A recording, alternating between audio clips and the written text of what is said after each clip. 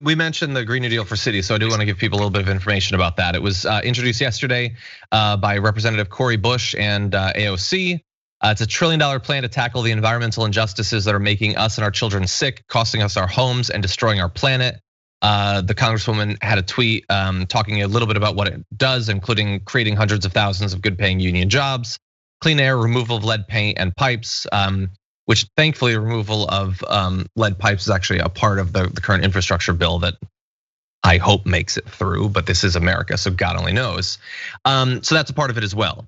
I agree that you totally have to sell it. Biden, he wants us to believe that he's ready to be FDR 2.0. Well, this is the sort of thing that FDR 2.0 would do, is selling a plan like this.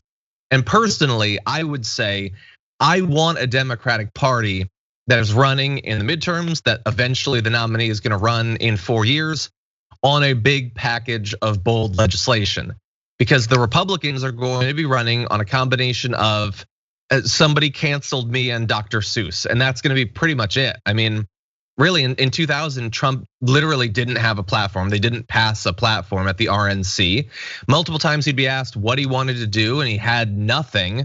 And I don't know that like nominee Gates in 4 years is gonna have much more. And I think people are hurting. They're still gonna be hurting from, not just the pandemic, the economic damage that's being done during the pandemic, but God knows what crises are gonna happen between now and the next 3 years.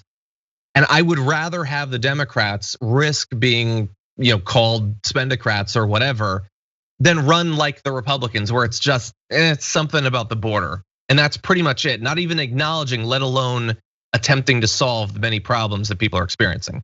But we'll see. We'll see what Harris's strategy is.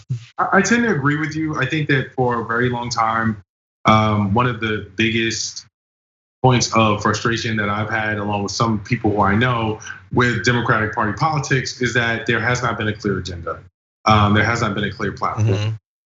Regardless of whether that was like actual policy or even ideology. I mean, I think that Democrats were heavier on ideology, even as that may not have been clear entirely, but very sort of light on policy in terms of what their priorities were. And the thing that Republicans have done very, very well over the past few election cycles is that they have found a way to have everyone on board, even if what they're on board about is trash. So like, even if it's like, America first, everything Anglo-Saxon, this is what we want to do.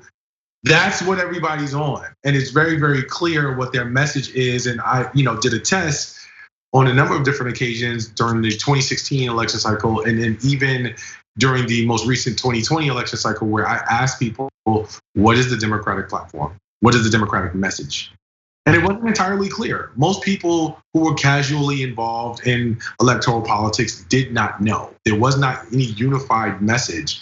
And even if it is something as simple and equally nefarious as Make America Great Again, there has to be some level of a centralized message that is connected to policy. And so to that extent, I do agree with you. The Democrats do need something that they're going to be able to sort of wrap around, sell, push, and be unified on in terms of walking into that election. I think it's a much better strategy. Yeah.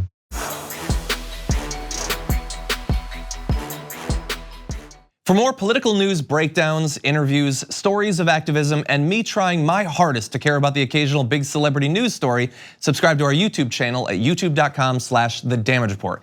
And you can ring the bell wherever it is so you don't miss anything.